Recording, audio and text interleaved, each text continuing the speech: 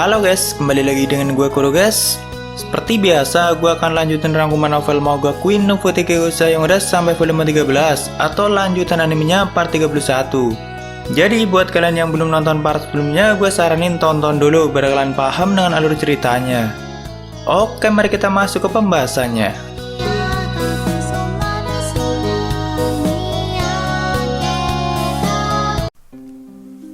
Di video sebelumnya, Balser dan Ray sudah menerapkan sihir silika pada akar Henril. Sorry gue sebelumnya salah ngucap pas di bagian itu guys. Yang ke dunia militia itu Ray dan Balser bukan Baron.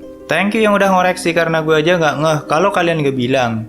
Dan mereka segera menuju ke Hivolia dengan bertekad untuk menghentikan peperangan antara pemburu dan pemangsa. Karena sebenarnya para pemburu tidak tahu masalah yang sebenarnya atau janji yang dibuat Henril pada Isaac.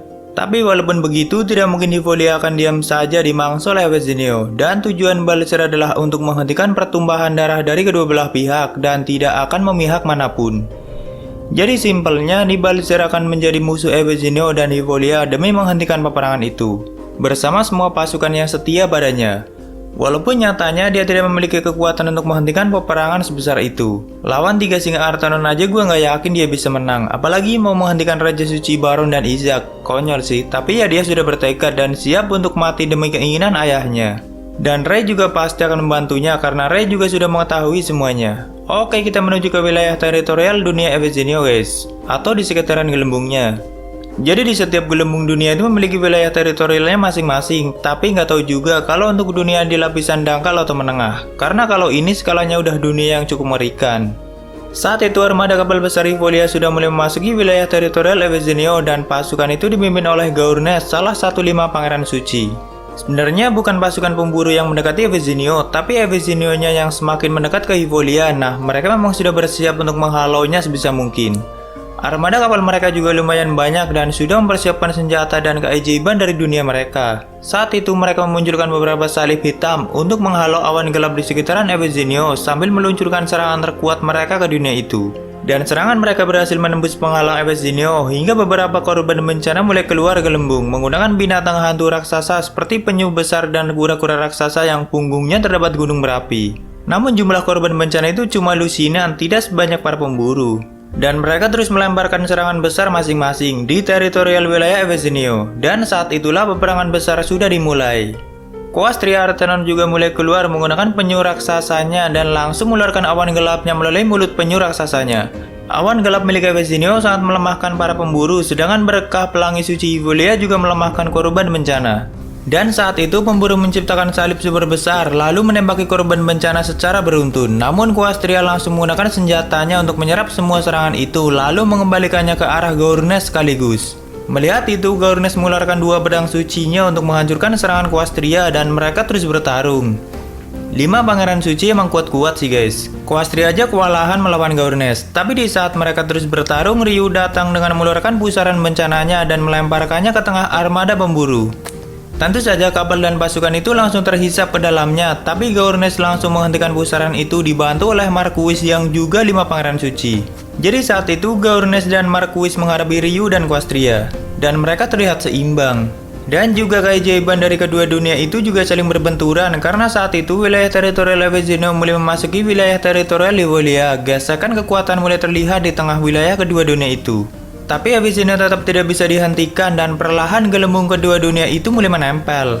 Awan gelap mulai menyelimuti 1/5 dunia Hivolia dan tentu saja pelangi Hivolia mulai dilahap. Jadi 1/5 kedua dunia itu sudah menyatu guys. Namun yang dimangsa itu Hivolia, jadi 1/5 wilayah Hivolia dilahap oleh Evesinio. Dan tentu saja wilayah itu menjadi wilayah es yang sangat mengerikan. Tatanan kedua dunia itu juga terus berbenturan di wilayah itu dan tentu sangat kacau. Armada pasukan pemburu dan para korban bencana berada di wilayah yang kacau itu karena tadi mereka berada di tengah-tengah kedua dunia itu saat bertabrakan dan tentu saja secara otomatis mereka terlempar ke dalam gelembungnya. Tapi dasar kehausan Evesinio perlahan mulai melahap dasar dunia Hivolia atau inti Hivolianya. Langit di Hivolia juga mulai ditutupi dengan kegelapan. Di saat itu dewa utama Eve memunculkan sayap besarnya dan melepas kekuatannya untuk menghalau bencana Evesinio agar berhenti memangsa. Di depan Eve ada Baron Lebrahad yang juga menggunakan kekuatan pedang sucinya untuk menciptakan garis penghalang untuk menahan Evesinio. Garis itu membentang sangat luas. Tapi kedua kekuatan mereka tetap belum bisa menghentikan bencana kehausan Evesinio sepenuhnya.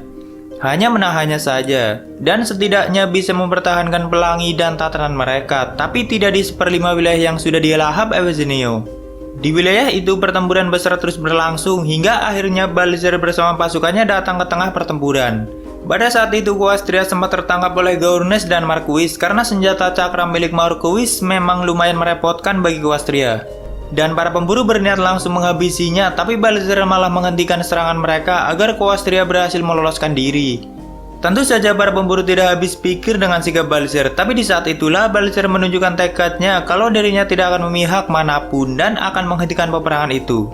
Dan itu berarti Balzer akan menjadi musuh kedua belah pihak sampai mereka menghentikan peperangannya. Quastria juga tidak sudi ditolong olehnya dan malah menyerang kapal pasukan Balzer bersama Ryu. Begitu juga dengan Gaurnes dan Marquis juga menyerang Balzer yang terus menghalanginya. Tapi tiba-tiba ada tebasan dari arah lain yang menghentikan serangan mereka semua terhadap Balzer. Mereka sangat mengenali tebasan kekuatan itu karena itu kekuatan hewan semana yang diayunkan oleh Rei.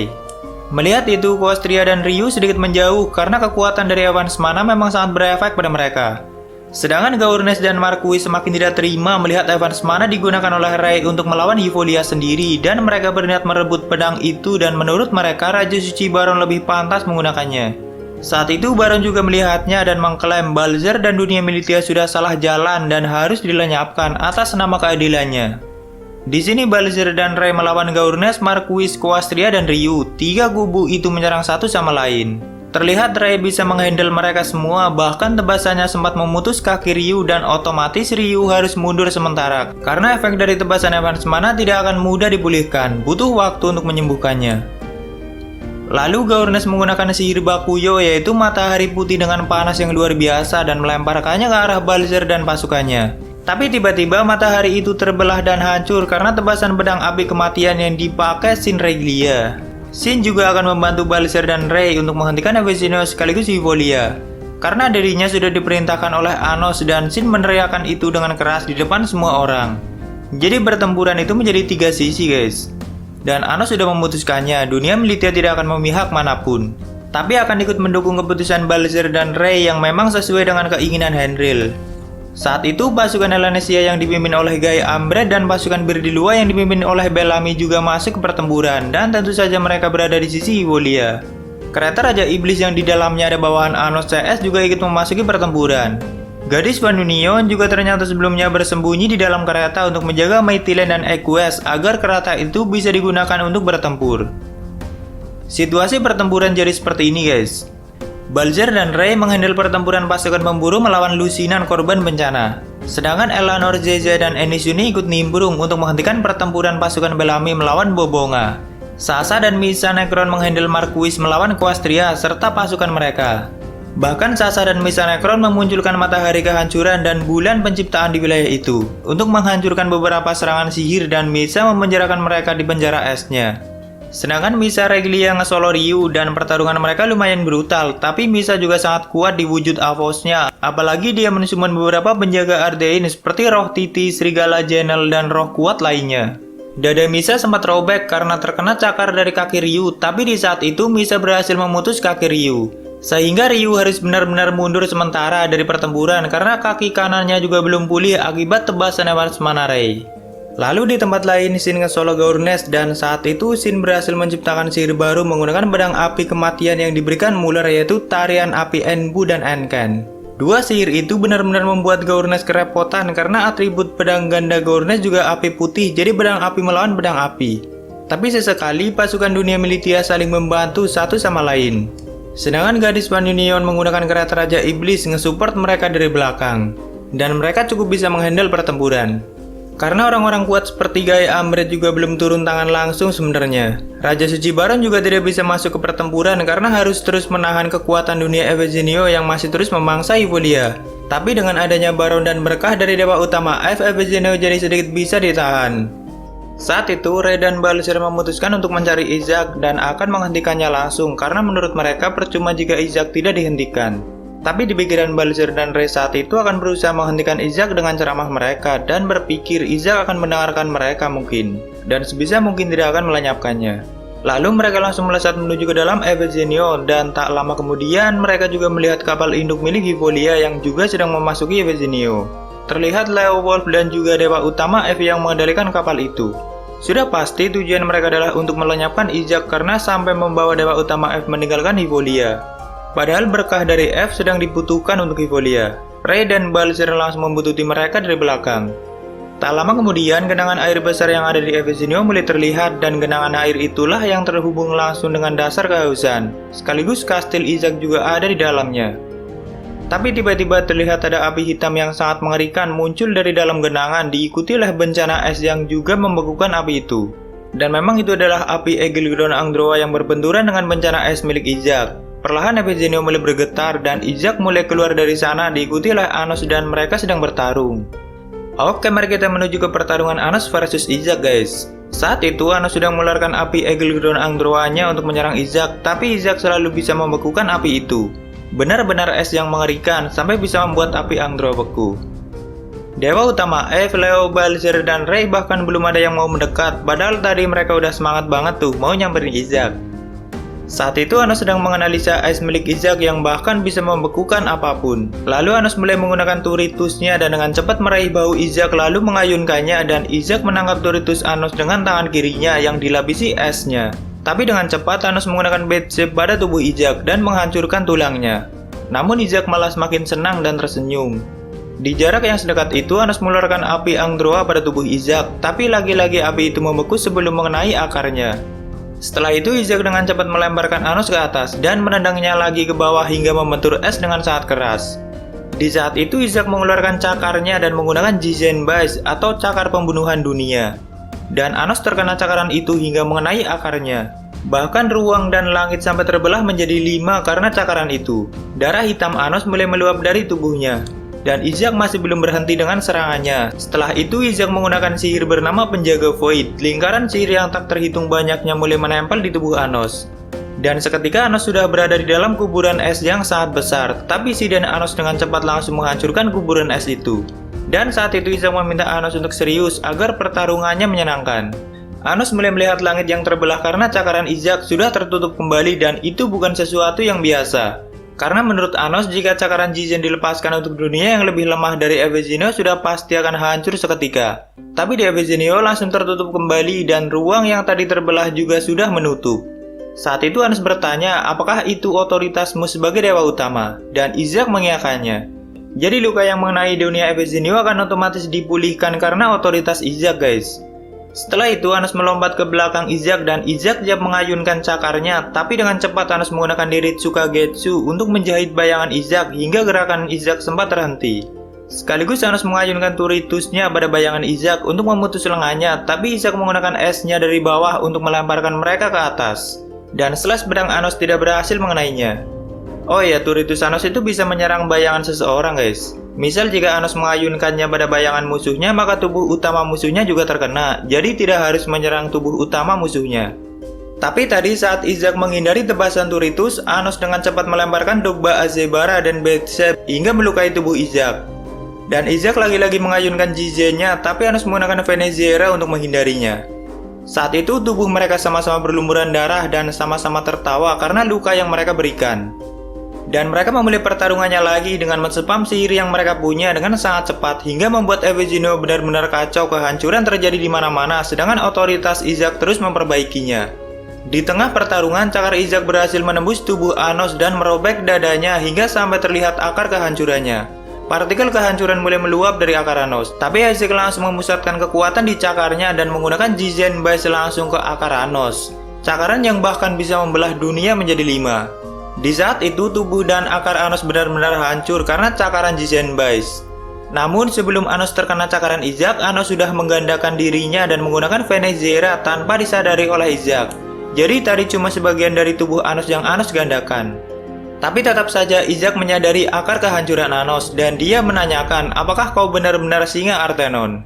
Izak menyadari kalau akar kehancuran Anos benar-benar berbeda dari akar singa Artenon. Dan dia semakin bersemangat melihat itu. Serangan Izak tadi yang mengenai akar Anos pada tubuh gandanya tetap berefek pada tubuh utama Anos guys. Bahkan Anos menggunakan Lavier Gilgaveris untuk mengompres akarnya karena kehancuran mulai meluap dari akarnya. Darah hitamnya juga masih meluap karena efek serangan tadi. Lalu Anos mengeluarkan Shiden dengan skala yang sangat besar dan menggabungkannya menjadi satu untuk menyerang Izak secara langsung. Dan menciptakan celah lalu menggunakan Niritsuka Getsu untuk menjahit bayangannya. Saat itu bayangan Izak benar-benar ditahan sepenuhnya oleh Anos. Dan Anos mulai mengaktifkan Hyli Alien Naviem atau Nirvana Seven Step. Dan langsung memulai langkah pertamanya untuk menginjak semua tubuh Izak beserta akarnya. Lalu Anos langsung melanjutkan ke langkah kedua, ketiga, dan keempatnya. Tapi langkah keempat pun tidak sampai mengenai akar Izak. Saat itu Anos menyadari kalau serangan apapun akan dibuat beku saat hampir mengenai akar Izak. Dia seperti memiliki pertahanan absolut untuk akarnya. Kenapa bisa seperti itu? Jadi gini guys. Izak itu memiliki otoritas bernama Disaster of Frozen Prison. Dan itulah pertahanan absolutnya. Jadi semua serangan yang mendekati akarnya akan otomatis beku karena yang dibekukan itu bukan hanya di waktu sekarang atau saat kejadian, melainkan di masa depan. Kemungkinan apapun akan dibuat beku di masa depan jika ada yang mengenai akarnya. Makanya serangan di waktu saat ini tidak akan ada yang mengenai akarnya karena di masa depan sudah dibekukan oleh otoritasnya. Es milik Izak juga bukan sekedar membekukan sesuatu, namun keteraturan waktu, kekuatan magis, akar, dan semua aktivitas lain ikut membeku karena kekuatan esnya. Tapi bukannya tidak mungkin untuk menyentuh akar Izak, karena yang dibekukan cuma kemungkinan di masa depan, tidak di masa lalu. Anos menyadari itu saat tadi dia melepaskan langkah keempatnya tepat di akar Izak yang bahkan membuat dunia sangat bergetar. Dan partikel biru meluap-luap dari akar Izak dan menyebarkan kristal es yang membekukan apapun saat menyentuhnya. Tapi tidak untuk kekuatan yang juga sedang meluap dari tubuh Anos yang juga menghancurkan segalanya. Jadi saat itu bentrokan kekuatan mereka benar-benar mengerikan dan membuat Evesinio diguncang karena kekuatan mereka. Saat Anos sudah menyadari celah pertahanan absolut Izak, Anos melanjutkan langkah kelimanya tapi tidak dilepaskan di masa kini melainkan di masa lalu. Dan itu berhasil mengenai akar Izak, sekaligus mengirim Shiden ke masa lalu tepat di akar Izak menggunakan Levaido dan itu juga mengenai akar Izak. Karena kemungkinan yang dibuat beku hanya di masa depan, tidak untuk masa lalu. Saat itu petir ungu menggeliat di dalam akar Izak dan membuat dirinya terangkat ke atas, tapi tiba-tiba ada cahaya pelangi yang menyelimuti tubuh Izak dan mengoyaknya dari dalam. Dan itu serangan pelangi dari Dewa Utama F dan juga Leo Wolf. Dan sayang sekali pertarungan seru Anos harus diganggu oleh mereka guys. Balzer dan Ray juga mulai mendekat dan menghentikan cahaya pelangi F karena menurutnya itu akan membunuh Izak yang memang sudah terluka akarnya oleh Anos. Jadi F dan Leo berusaha menggunakan kesempatan itu untuk membunuh Izak, sedangkan Balzer menghentikan serangan F dan Leo agar Izak tidak terbunuh. Karena keajaiban dunia Evolia memang sangat berefek pada Izak, apalagi kekuatan dewa utamanya yaitu F. Tapi konyol sih, dari tadi mereka tidak ada yang berani mendekat, giliran Izak sudah terluka parah baru nyerang. Dan sayang sekali pertarungan Anos harus terhenti karena kedatangan mereka guys. Dan mereka mulai berdebat tentang masalah keadilan masing-masing dan Anos pun cukup diam di kejauhan. Tapi slow guys, ada sosok mengerikan yang siap menanti Anos di dasar dunia. Kita simak aja dulu ceritanya. Bahkan saat itu, Dewa Utama F mulai menarik keajaiban Hivolia dan mengalirkannya ke Evesinio. Jalan pelangi mulai terbentuk di Evesinio dan menyingkirkan awan hitam di dunia itu. F dan Leo berniat menggunakan kekuatan pelangi itu untuk melenyapkan Izak, tapi lagi-lagi Balzer menghalanginya.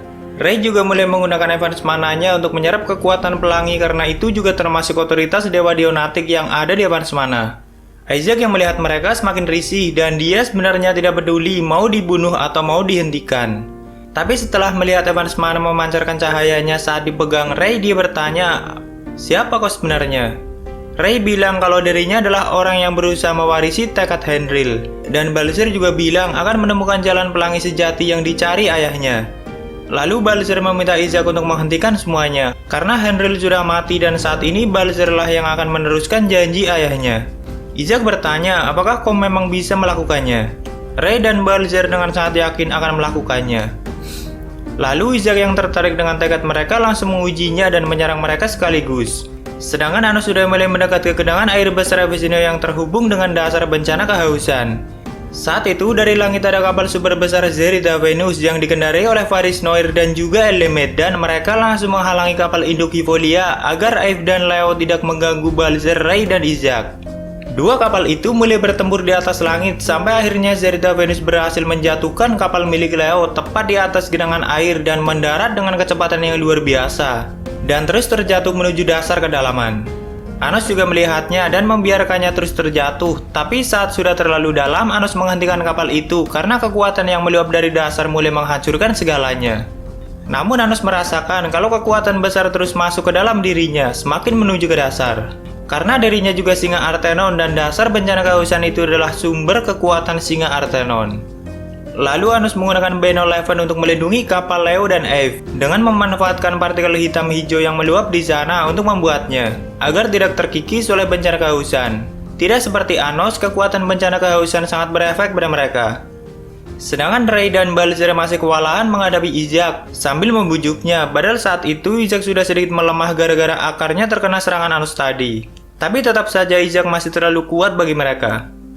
Namun kekuatan Evans Mana memang sangat berefek pada tubuh Isaac. Saat itu Ray mengayunkan Evans Mananya dengan kekuatan penuh dan seperti biasa Isaac menangkapnya dengan tangan kiri yang sudah dilapisi esnya. Tapi ternyata tebasan Evans Mana membuatnya terluka. Tidak seperti senjata lain, pedang itu memang counter bagi dirinya. Melihat itu dia semakin bersemangat dan meminta mereka untuk lebih kuat lagi. Mereka pun terus bertarung dan Balzer mensupport Ray dari belakang menggunakan panah sucinya. Tapi saat Isaac mulai mengeluarkan cakar Jizen Base-nya, Ray dan Balzer mulai terluka dan tentu Ray tidak akan menyerah. Ray benar-benar melepaskan kekuatan Dionatik dan melapisi pedangnya dengan pelangi suci Evolia untuk mengimbangi kekuatan Isaac. Bahkan kekuatan itu tidak bisa dibuat beku oleh pertahanan absolut Isaac, tapi tetap saja akar Isaac hanya tergores saat terkena tebasan Evans Mana, dan tidak sampai menghancurkannya. Lalu Jizen Base mengenai Balzer dan membuatnya terluka parah dan jatuh, sedangkan tubuh Ray tercengkeram oleh tangan kiri Isaac.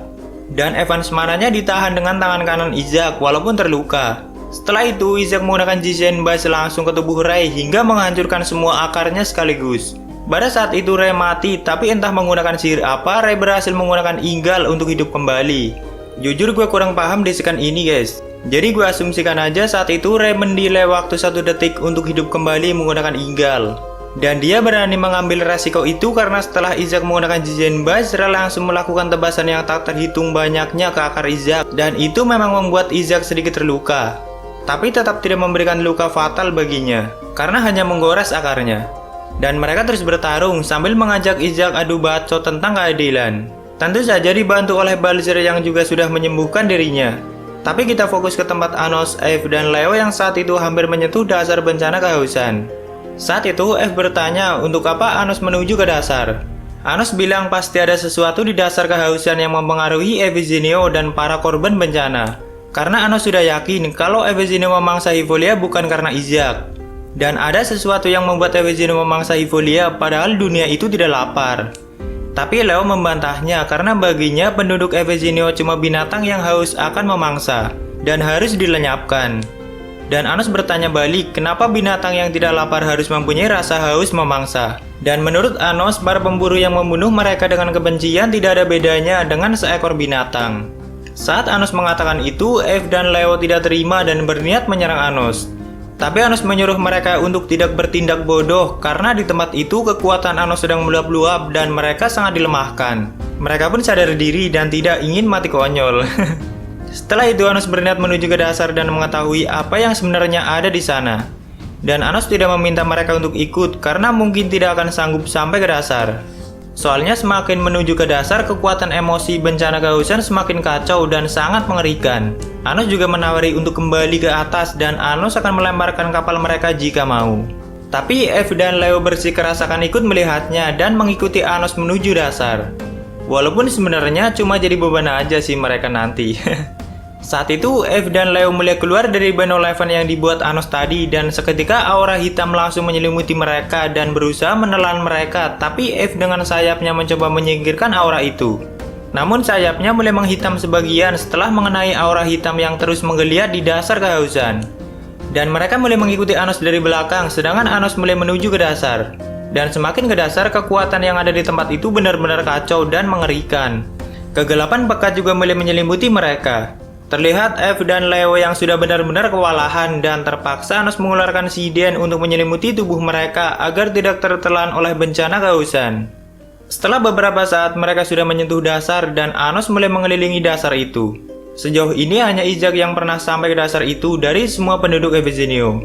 Bahkan sekelas singa Artenon dan Paddington saja tidak akan mampu menahan luapan kekuatan yang ada di dasar itu. Karena benar-benar kacau dan sangat mengerikan. Hampir semua emosi di Laut Perak seolah mengendap di dasar itu dan bercampur menjadi satu. Anos juga merasakan ada beberapa asal-muasal singa Artenon yang belum sempat terlahir ke dunia karena memang belum ada yang melahirkannya. Dan asal singa Artenon berasal dari dasar itu yang terlahir melalui rahim Luna Artenon. Emosi negatif seolah merasuki pikiran Anos, tapi Anos bisa menahannya. Sedangkan Eve dan Leo masih terlindungi karena guntur kehancuran yang Anos selimuti di tubuh mereka. Dan setelah beberapa lama keliling, mereka menemukan ada sesuatu yang sangat janggal, yaitu ujung dari jalan pelangi Hivolia ada di tempat itu. Dan mereka mulai mendekatinya. Eve juga tidak bisa menjelaskannya kenapa ujung jalan pelangi Hivolia bisa ada di dasar bencana kausan. Atau mungkin saja karena saat ini dunia Avicennia dan Hivolia memang sedang terhubung karena predasi dunia. Jadi dasar kedalamannya juga sudah menempel. Setelah itu, Eve dan Leo mulai keluar dari pelindung Sidan Anos dan mengeceknya. Tapi setelah mereka memasukinya lebih dekat, terlihat ada sosok hitam yang berada di tengah-tengah bencana kausan dan ujung jalan pelangi. Lalu Eve menggunakan pelangi yang ada di tempat itu untuk menganalisa sosok hitam itu, tapi pelangi Eve dibengkokkan dan tidak bisa mengenainya. Eve bilang kalau sosok hitam itu adalah Dewa Karakuri atau dewa yang pernah diciptakan Elmid dan sebab kehancuran yang melanda dunia Listeria air perak. Dan itu adalah dewa yang sangat mengerikan karena terbentuk dari kekuatan jurang kedalaman Laut Perak. Semua kekuatan yang ada di dasar kedalaman kedua dunia itu juga terlihat terhubung dengan sosoknya. Tapi Eve mulai mendekatinya karena tidak ada respon sama sekali. Tapi setelah mendekat, tiba-tiba sosok hitam itu mulai menelan tubuh Eve dan Leo yang melihatnya berusaha memotongnya namun tidak berhasil. Hingga semua tubuh Eve ditelan olehnya dan sosok hitam itu mulai meniru tubuh Eve dengan sayap besarnya. Anos juga mengeluarkan api Angdroa untuk menyerangnya, tapi Dewa Karakuri itu memurnikan api Anos dengan cahaya pelangi Hivolia. Ternyata setelah menelan tubuh Eve, dia bisa menggunakan otoritasnya. Lalu Anos mengayunkan turitusnya dan membelah Dewa Karakuri menjadi dua, tapi tubuhnya menyatu kembali seperti semula. Saat itu, Leo benar-benar panik dan mencoba menolong Eve, tapi Anos melemparkan Leo sejauh mungkin dan menciptakan pelindung untuknya. Sekaligus menahannya agar tidak bisa keluar, karena menurut Anos, kekuatan Leo tidak akan sanggup menanganinya dan hanya akan mati konyol. Secara mengejutkan, Dewa Karakuri mengenali Anos sebagai Raja Iblis. Dan Anos juga menanyakannya kenapa dia mengenali Anos, padahal belum pernah sekalipun bertemu. Dia mengenalkan dirinya sebagai Elmid dan bilang pada Anos, kenapa Anda datang ke sini dengan tubuh yang lemah itu? Tentu Anos tidak mengerti apa yang dia maksud. Ya, dia bicara sama Anos itu nadanya sedikit sopan guys. Seperti sudah mengenal Anos jauh di masa lalu. Dan gue juga nggak ngerti kenapa bisa seperti itu, karena belum dijelasin di volume ini. Kalau kalian simak ceritanya, dulu Oturu sudah menjelaskannya mengenai sejarah Pablo Hitara pertama atau dunia Listeria air perak. Dan pria bernama Elmid itu kepala dunianya yang pernah hidup di zaman Henril, Noah, dan Amura. Tapi secara mengejutkan dia seperti sudah kenal sama Anos dan bahkan cara bicaranya aja pakai Anda bukan kau. Lalu Anos bertanya lagi siapakah namaku di kehidupan sebelumnya. Tapi Elmid tidak memberitahukannya dan malah menawarkan, apakah kamu ingin mendapatkan kekuatanmu yang sebenarnya lagi Raja Iblis? Dan menurut Elmid, Anos yang sekarang menjadi lebih lemah. Elmid mengatakan itu bukan karena dia belum melihat kekuatan Anos yang sebenarnya, tapi sudah guys. Karena saat itu Elmid yang diwujud Dewa Karakuri menggunakan matanya untuk melihat kedalaman tubuh Anos. Tapi tanpa memperdulikan omongannya, Anos mulai menyerangnya menggunakan api Angdroa dan kematian sumber kedalaman Bedsep. Sedangkan Elmid menciptakan pedang bernama Tendo menggunakan otoritas dewa utama Eve dan dengan mudah mengatasi sihir Anos. Hingga pedang Tendo itu tepat menancap di akar Anos. Bahkan darah Anos pun tidak meluap setelah tertusuk pedang Tendo itu. Tapi Anos langsung mengayunkan turitusnya dan melepaskan dirinya. Lalu mereka mulai bertarung lagi menggunakan pedang masing-masing. Tapi saat kedua pedang itu berbenturan, pedang Tendo milik Elmid tidak bisa menahan turitus Anos. Di saat itu Anos terus mendorong pedangnya menggunakan tangan kiri yang sudah dilapisi api Angdroa dan mulai menyayat tubuh Elmid. Tidak berhenti di situ, Anos melanjutkan dengan tebasannya hingga memutus lengan Elmid dan menebasnya lagi hingga membelah tubuh Elmid. Setelah itu Anos bertanya, apa tujuanmu menyebabkan Avicennia memangsa Hivolia? Elmid menjawab, kalau Anda yang dulu pasti mengerti. Entah apa maksudnya guys. Lalu Elmid mengeluarkan Eve dari tubuhnya, karena menurutnya Eve tidak cocok menjadi bonekanya.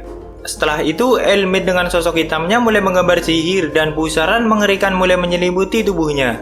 Saat itu Anos mulai melihat kalau pusaran atau vortex itulah yang menyebabkan bencana kehausan di dasar kedalaman dan menyebabkan Evigenio memangsa Evolia. Pusaran yang mengganggu aliran air dan medan sihir di kedalaman laut perak itulah vortex yang diciptakan Elmid. Melihat itu, Anos mengaktifkan Nirvana Seven Step dan menendang pusaran Elmid dengan langkah pertamanya, lalu mengeluarkan guntur kehancuran sekaligus menerapkan Rayen atau melipat gandakan kekuatan gunturnya untuk menyerang Elmid sekaligus vortex-nya. Guntur kehancuran menyelimuti dasar kedalaman, tapi Elmid tidak terluka sedikit pun karena vortex-nya melindunginya. Lalu pusaran Elmid mulai membesar dan menelan tubuh dan akar Anos. Saat itu kehancuran dari akar Anos menggeliat di dalam pusaran dan menolaknya. Dasar kedalaman juga mulai berguncang, sedangkan Evolia perlahan mulai dimangsa lagi oleh Evigenio. Elmid bilang tinggal 30 detik lagi Evolia akan lenyap dan dimangsa sepenuhnya oleh Evigenio. Pada saat itu, Leo berhasil keluar dari penghalang dan mengambil tubuh Eve dan segera menjauh dari pertarungan Anos. Dunia juga terus berguncang dan Evolia akan terus dimangsa. Di saat itulah kegelapan berbentuk salib hitam yang sangat besar terbentuk di tengah pusaran dan menghentikan putarannya. Dan ternyata Anos sudah membuka kekuatan mata iblis Confusion-nya, yang selama ini jarang sekali Anos gunakan karena dia selalu menekan kekuatan matanya dengan sangat maksimal. Mata Anos yang ungu itu guys. Bahkan Anos sendiri pernah bilang dulu di volume 9, kalau dia tidak ingin membuka kekuatan mata ungunya dan terus menekannya, karena dirinya sendiri bisa tertelan oleh kekuatan matanya, apalagi dunia. Tapi kali ini Anos membuka mata iblis Confusion-nya. Bahkan saat itu semua keteraturan, tatanan, dan otoritas apapun menghilang di dasar kedalaman. Eve juga langsung panik dan meminta Anos untuk menutup kembali matanya, karena Evolia bisa kacau kalau otoritas Eve terputus. Tapi kalau Anos menutup matanya, Elmid akan mendapat kembali otoritasnya dan pusarannya akan mulai berputar. Tanpa memperdulikannya, Anos menatap kekuatan Dewa Karakuri yang bergabung dengan Elmid dan seketika dewa itu pun lenyap. Sekaligus menggunakan turitusnya hingga menebas tubuh Elmid dan tebasannya sampai mengenai dasar kedalaman. Tapi Elmid tidak menyesal sama sekali dan sebelum mati dia bilang sudah menebaknya. Setelah itu, Anos menghapus vortex penuhnya dengan mata iblisnya, dan otomatis dengan hilangnya vortex, Evigenio dan penduduknya akan mendapat kembali kewarasannya atau tidak dikuasai lagi oleh kehausan. Di saat itu, suara gemuruh kehancuran terdengar sangat keras, dan Anos memisahkan dasar kehausan dengan matanya. Jadi dasar dunia Evigenio-nya copot dan terbelah karena tidak dapat menahan kekuatan mata Confusion Anos guys. Dan Anos memang berniat menghilangkan semua kehausan yang selama ini menguasai dunia Evigenio. Dan saat itu menghapusnya beserta semua tatanan yang ada di dasar kedalaman itu. Kejadian itu membuat langit dan dunia Evigenio sekaligus Evolia bergetar sangat hebat. Suara terbelahnya dasar kehausan terdengar sangat mengerikan, bahkan semua orang yang berada di atas langsung menghentikan pertarungannya. Isaac juga langsung menggunakan mata ajaibnya untuk melihat dasar kehausan yang sudah dipisahkan oleh Anos. Semua orang yang menggunakan mata magis bisa melihatnya kalau sebagian dunia Evigenio telah terbelah dan dipisahkan. Dan tidak ada yang bisa berpikir kalau itu benar-benar terjadi. Karena dunia Evigenio saja besarnya luar biasa. Gila sih. Di waktu yang bersamaan, retakan mulai terlihat di tengah kedua dunia itu. Perlahan dunia Evigenio mulai terpisah dari Evolia. Hingga akhirnya benar-benar terpisah kembali. Pertempuran juga terhenti dan semua pasukan dunia militia meminta mereka untuk mundur dan menghentikan peperangan. Terlihat para korban bencana dan singa Artonon mulai mundur dan kembali ke Evigenio. Begitu juga dengan pasukan Evolia dan semua aliansinya. Dan kita kembali ke pertarungan Ray melawan Isaac.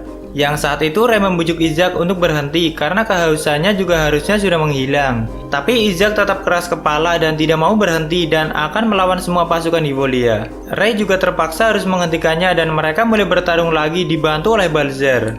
Saat itu Ray mengerahkan semua kekuatannya dan menyerap semua kekuatan pelangi Evolia sebanyak mungkin. Hingga menciptakan 33 pedang besar yang siap ditancapkan pada akar Isaac. Dan semua pedang itu berhasil mengenainya.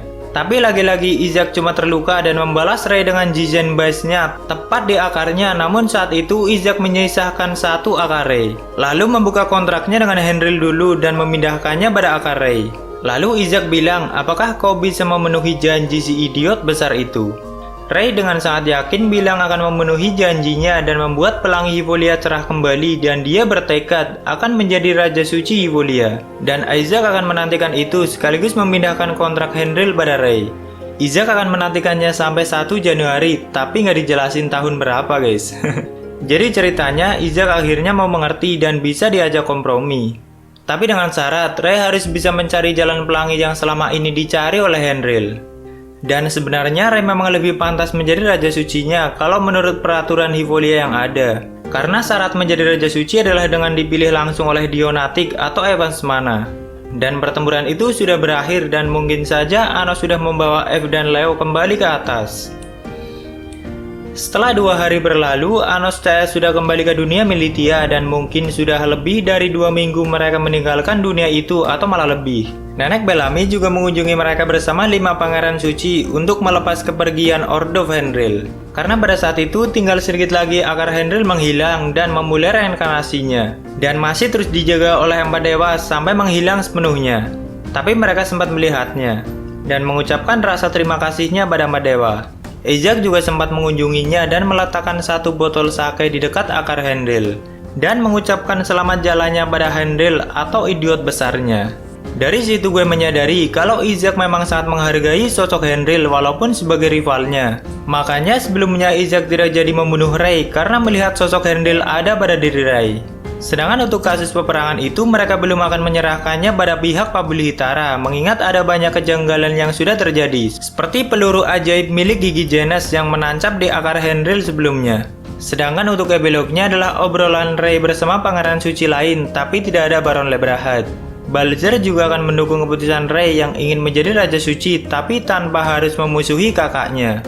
Walaupun masih banyak misteri yang belum terjawab, tapi cuma sampai situ untuk volume 13 ini guys. Sedangkan untuk volume 14-nya baru keluar 4 chapter kalau nggak salah, dan gua nggak tahu kapan full chapternya. Jadi gua nggak bisa pastiin kapan lanjut lagi untuk rangkuman novel Mogakuinya. Kedepannya gua bakal bahas serial atau anime lain dan semoga aja kalian tetap nonton. Oke, mungkin segitu dulu untuk rangkuman kali ini. Jika ada yang kurang pas dari pembahasan ini, gue minta maaf dan kalian bisa koreksi aja di bawah. Like jika kalian suka dengan video ini dan dislike jika tidak suka, tidak apa-apa. Thank you udah mampir, sampai ketemu di video selanjutnya. Salam kuro guys.